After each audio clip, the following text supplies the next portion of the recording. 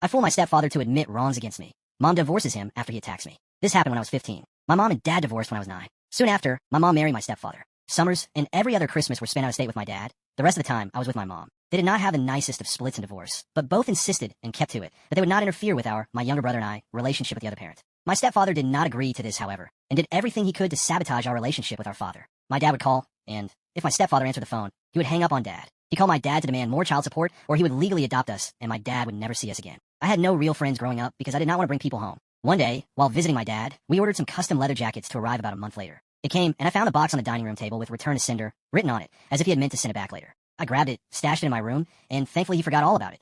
That night after dinner, as everyone was on the couch watching the evening news, I brought the package out, gave it to Mom, and asked her to explain why it was being sent back. My stepdad began to say that we couldn't afford it, to which I said everything had already been paid for, and why did he hang up on Dad when Dad called, and I said Dad had recordings of the threats to adopt us and prevent Dad from ever seeing us again. My stepfather began spinning a tale about how he just wanted us all to be one big family, and he knew how my mom didn't like my dad, and he did everything for the sake of the family. Then he caught me smiling, stopped, and asked me, "What the heck is so funny?"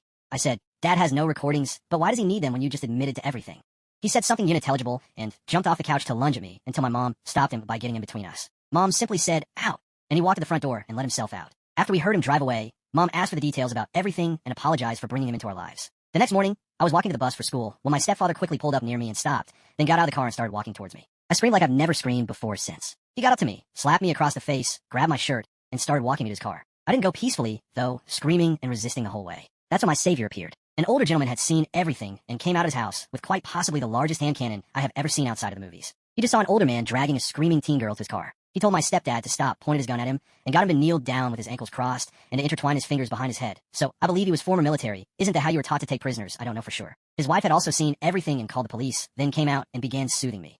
When the police arrived, 2 cars for officers in total, my savior put his gun down and raised his hands to show the police he meant no harm to them, that he was not a threat. His wife said that she was the one who called and said that she and her husband had seen a man pull up, grab a young girl, and began dragging her to his car when they decided to interfere for my safety. I then confirmed the story, but did not mention he was my stepfather. The police asked for IDs and noted that my student ID, all I had at the time, had a different last name and had no sign of the name my stepfather was calling me. At the time, I went by my middle name, but my student ID had my actual first name, and I had kept my original last name, so it was different than his despite his attempt to claim he was my father and was just disciplining me for something. He was handcuffed and taken away in one of the cars, while the other car drove me to school. I had missed the bus by this time, where the officer went in and told the attendance office lady that I had been a victim of an attempted kidnapping, and that's why I was late. He later showed up after school to give me a ride home and stayed in the house with me until my mom got off work and came home. My brother, who was unaware of my day's adventures, came home, and me, my brother, and the officer played video games until my mom got home. My mom and stepfather later divorced. While I was at school a couple of days later, my stepfather came by the house with a police escort and my mom's supervision and got his personal stuff. My mom was later able to get a restraining order against him for herself, me, and my brother. Haven't heard from my former stepfather since. My brother still lives with his family in our hometown.